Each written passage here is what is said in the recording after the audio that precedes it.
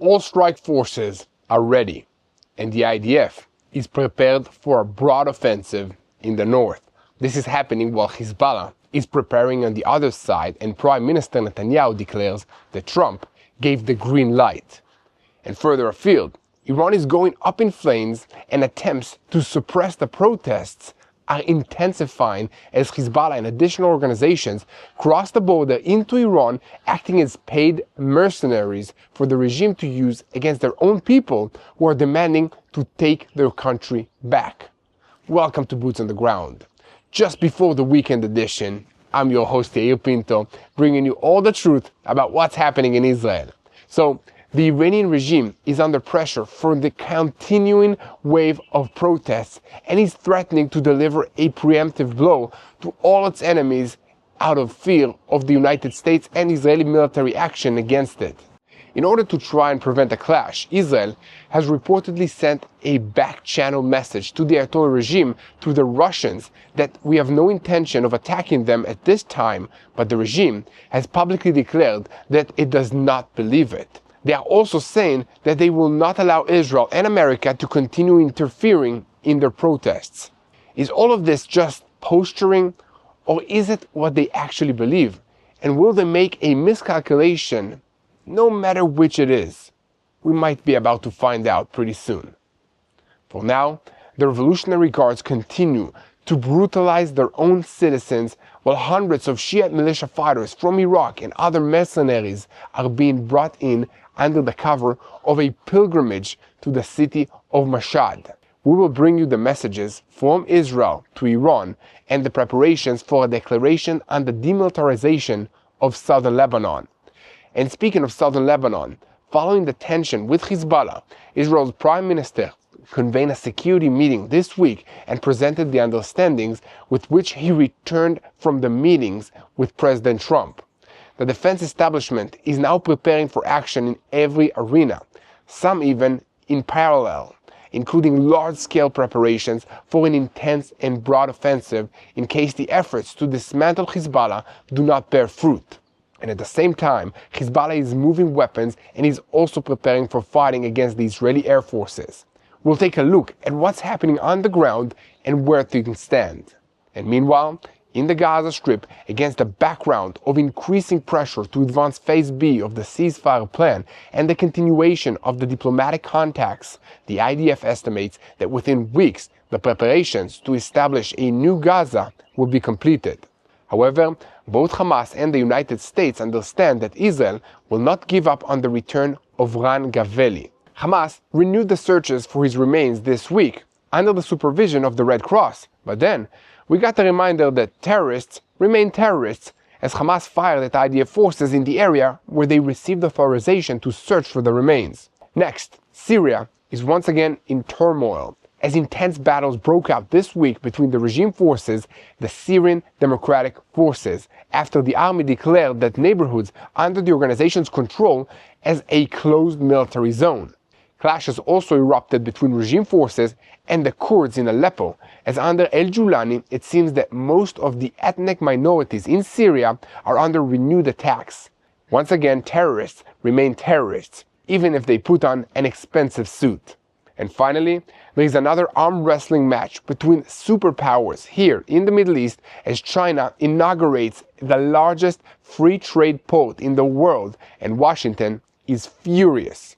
I'm Yair Pinto, and this is your Boots on the Ground report, bringing you the whole truth about what's happening in Israel on day 825 of the war against Hamas, Hezbollah, the Houthis in Yemen, the Shiite militias in Iraq, and all the other armed groups in this region acting under the orders of Iran's Revolutionary Guards Corps, which is the head of the crumbling axis of evil in the Middle East.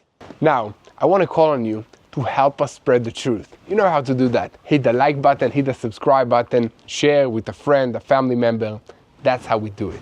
Now, we're getting into the news and starting with the hottest, most immediate threat, Hezbollah. In the last 24 hours, in southern Lebanon, the IDF once again carried out a targeted strike to eliminate an operative from the organization's Aerial Unit 127 who was involved in rehabilitating military infrastructure. This is already the second terrorist from that same unit eliminated within 2 days, a sharp signal that the game in the north is back to being a real-time game of who rebuilds and who dismantles.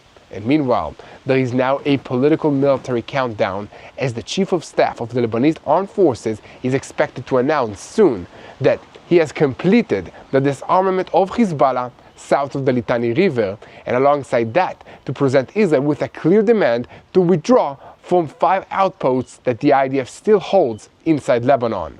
In Israel, they are already making it clear that this narrative is contradicted by observations and facts on the ground, but simply gives an official stamp to a fairy tale with no connection to reality.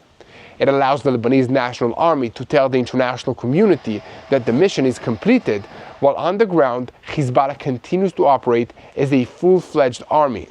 Israel's first response, according to reports, is supposed to be immediate, but not necessarily militarily. It will include a large-scale information campaign inside Lebanon and in the international arena with photos and videos that military intelligence and the Northern Command have collected. And in the materials that Israel plans to present are sites where weapons are stored, as well as Hezbollah staging areas north of the Litani River. The IDF wants to emphasize that Hezbollah took over private homes and turned them into fighting positions and ammunition depots, while the Lebanese army avoided entering them on the grounds that Lebanese law forbids searches inside private homes. In simple words, Lebanon claims that Hezbollah's military capability was dismantled, while Israel claims that they didn't search where the capability is hiding. While arguments continue in the media, the operational plans are already ready, because the IDF assesses that if Lebanon's National Army does not dismantle the arrays in practice, Israel will be required to act with force to destroy them itself.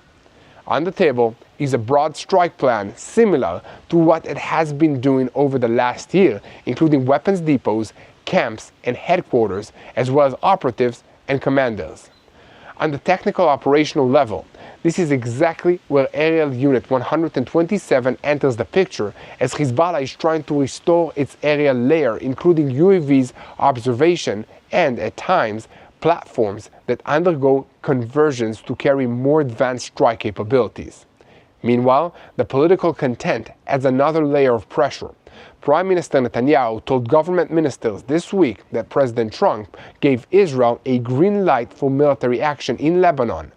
In the same breath, it was reported that the IDF is completing large-scale preparations for an intense and broad offensive if efforts to dismantle Hezbollah do not bear fruit. This is even at the cost of prolonged days of fighting or renewed escalation on the northern border. In other words, this is no longer just an argument over interpretation. It is a clock set to a result test. For their part, Hezbollah is reportedly making their own preparations to go down fighting, moving heavily and long-range weapons to the area north of the Litani River, while the presence south of the river has been significantly reduced. On the one hand, that creates tactical quiet for the IDF, and on the other hand, it keeps Hezbollah's strike capabilities deeper in Lebanese territory, further away from the immediate IDF response. So what do you think about all of this? Should Hezbollah be allowed to get away with moving their weapons north of the Litani River and saying that they did what they were supposed to do under the ceasefire agreement? Or should Israel move quickly to take them down before they're ready to make an offensive move of their own against Israel?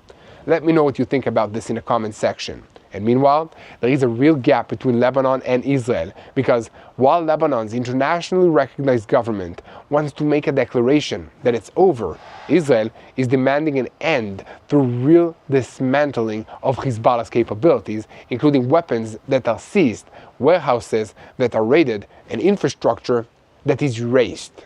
So the question leading us is this: which vision will be realized? Will Israel choose to shatter the illusion with a limited and immediate blow, or will we first see a cognitive and diplomatic battle explode, and only afterwards the real battle? We don't know, but here at TBN Israel, we'll be here to report on everything that's happening next. So keep spreading the truth, share and follow us. And most importantly, don't forget to press that subscribe button so that you never miss another episode of Boots on the Ground.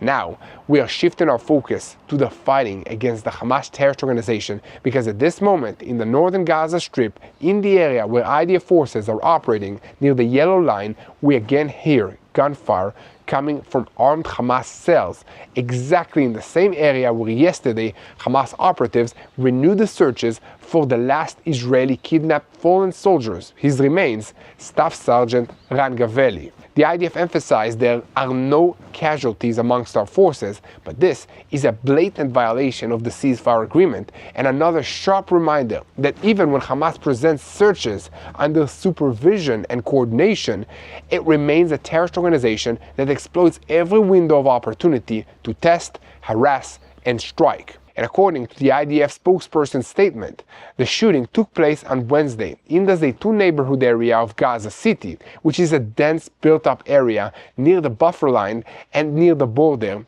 and this is in view of the forces that are stationed there. In parallel to the shootings, the IDF and the Shin Bet struck a senior terrorist who was advancing terror plots against our forces in the northern parts of Gaza. In some reports, it was said that he is a battalion commander level figure, but at this stage, no official details have been provided about his identity and the results of the strike. However, the IDF emphasizes that the action was carried out based on precise intelligence and a targeted strike, a clear operational message that any attempt to shoot and disappear in the build-up area will be answered with aerial fire and a pinpointed elimination. And furthermore, the events of the last 24 hours do not stand alone. They sum up a week in which the IDF is positioned on the yellow line, holding buffer positions and drilling extreme scenarios, while Hamas tries to rebuild control and strengthen in areas where the IDF does not actually control the ground. In the Southern Command, over the last 2 weeks, they sharpened the alertness guidelines and drilled in the outpost scenarios of surprise raids by dozens of terrorists simultaneously, a model of action that Hamas dreams of recreating in order to produce a victory image even under a ceasefire. And within all of this stands the key point of the week, the fallen hostage Ran Gaveli. After a period of stagnation and a halt in the searches that lasted almost a month, Hamas and the Palestinian Islamic Jihad renewed a broader and a more significant effort to locate his remains this week, including new points whose locations Israel provided. Ran's parents, Itzik and Talik, said that every minute is an eternity and strengthened the decision of the political echelon not to allow free gifts to Hamas. For instance, the Rafah crossing will not be opened until Ran returns home, and the family's headquarters also emphasized that pressure is a necessary tool for a breakthrough. And meanwhile, in the defense establishment, they are now waiting for political approval to open the Rafah crossing as part of the agreement that was signed with Hamas through the mediation of the United States President Donald Trump, and in Israel, they continue logistical preparations for opening in both directions. But the political understandings rest on a clear condition. The crossing will not be open until Gaveli is returned. And in the background, there is also American pressure to move to Phase B of the agreement, and according to political sources, President Trump gave Israel more time, but not forever. In parallel, security sources note that rubble clearing works in Rafah are advancing, with estimates that about 70% of the works have already been completed as part of preparations for what is called Green Rafah and the New Gaza. This is a key part of Phase B, and its completion ahead of schedule is a positive sign for everyone.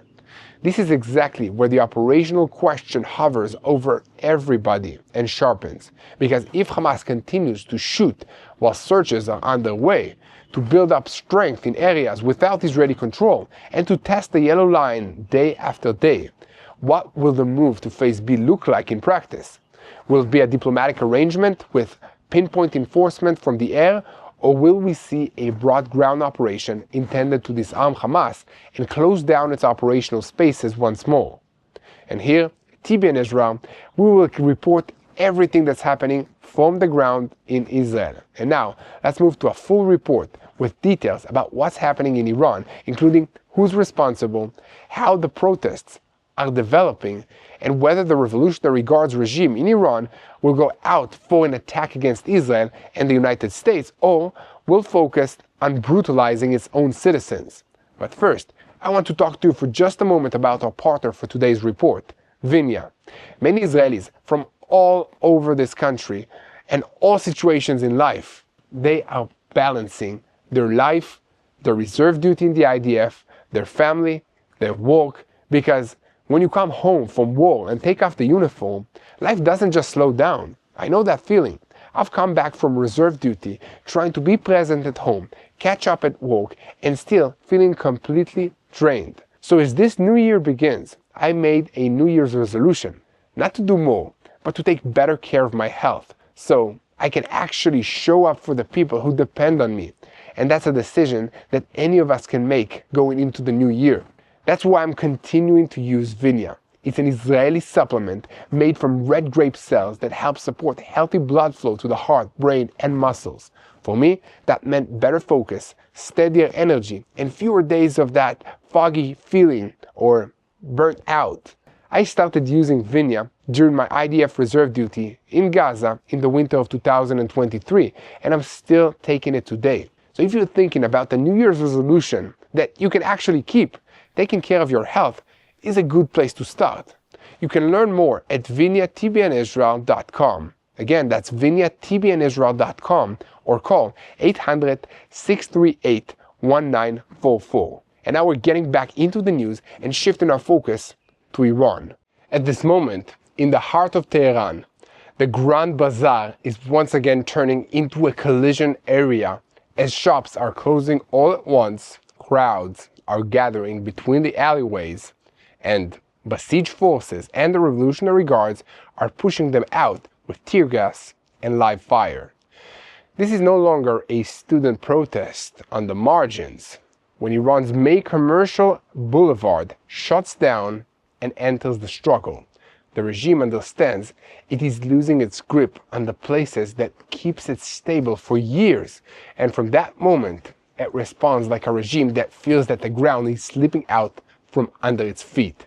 This wave of civil unrest is entering its 12th day, and according to the assessments by the security officials, it is deeper and broader than its predecessors because of anger over the collapse of the economy and the currency as well, and the loss and the defeat in the 12-day war against Israel, and because of a total loss of trust in the regime's discourse with the street. The revolt reorganizes every single night.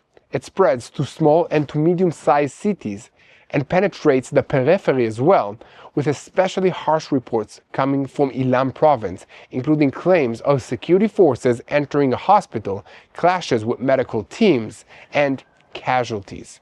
And at the same time, human rights organizations report dozens of fatalities and more than 1,000 arrests, while other reports already speak of more than 2,000 detainees and hundreds of hotspots all across the country. The regime is doing everything it can to block access to verifiable information, and the internet has gone dark in many parts of the country, but even this information blackout is fueling public rage, as many suspect it's being used to hide larger scales of violence. Within Tehran itself, friction points are moving between commercial centers and sensitive civilian sites, while footage indicates the use of tear gas even near hospitals and shopping centers, and arrests in crowded areas in front of cell phone cameras trying to capture every moment before the internet is cut off.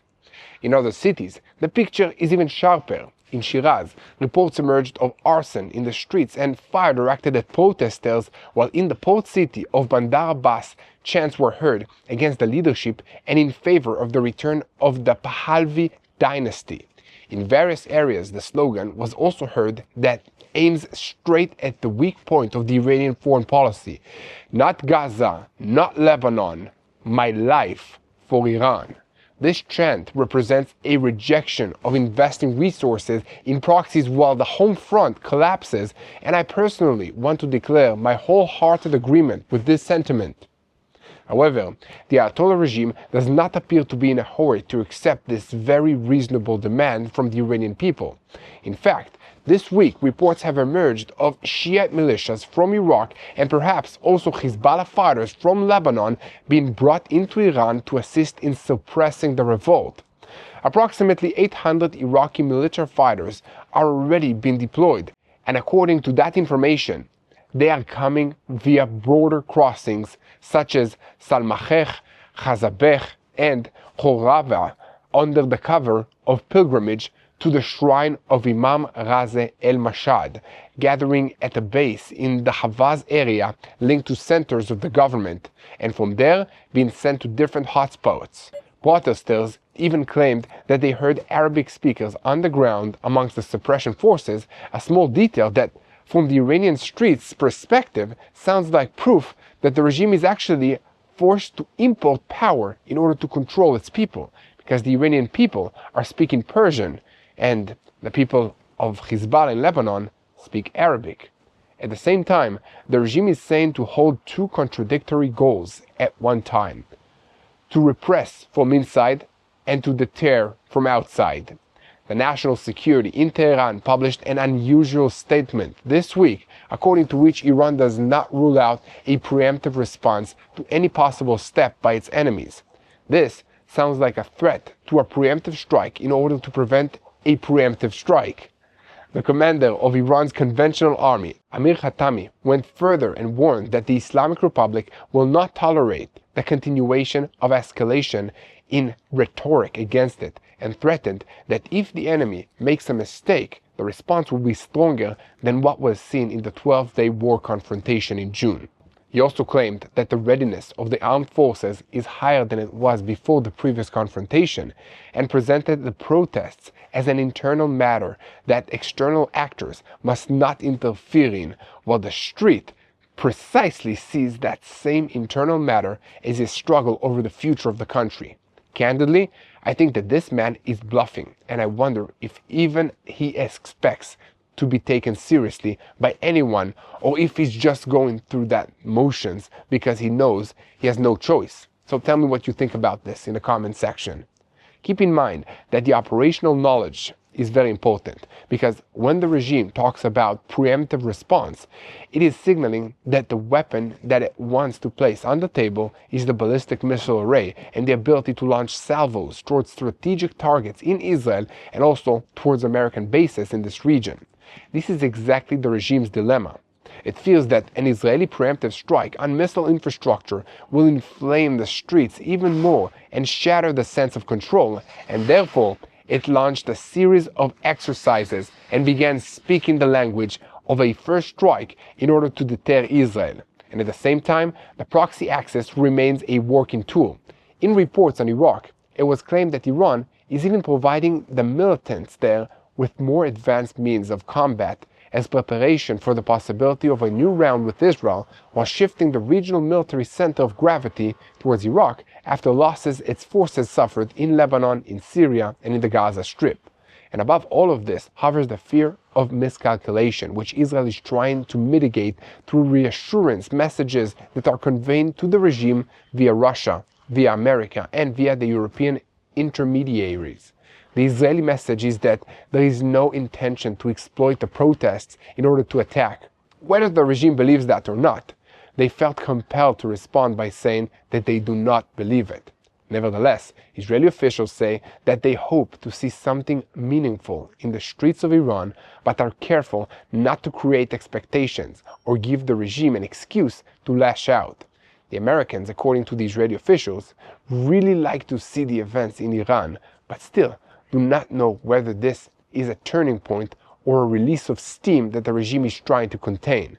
And meanwhile, Iran's president Masoud Pezeshkian tried to contain the anger when he admitted this week that the regime brought the country to its current situation, while also lashing out at the banks for creating inflation, but without presenting a practical plan. The arrest of Venezuelan President Nicolas Maduro by the United States also raises a huge question mark around about $2 billion that Iran invested there, which now seems unlikely to return. When the real currency is deteriorating, sanctions are tightening, the street is boiling, and the money is stuck overseas, the regime's ability to buy time with force, political bribery, and support for proxies shrinks even more.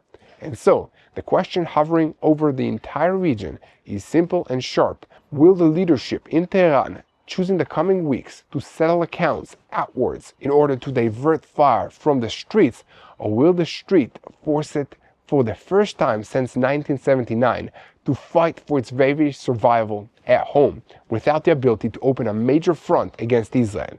So keep spreading the truth and send this content to as many people as possible. Make sure that you hit the subscribe button so that you never miss another episode of Boots in the Ground. And now, we're shifting our focus to Syria, where the El-Julani regime is engaged with Kurdish forces in the city of Aleppo. Humanitarian corridors are opening for hours.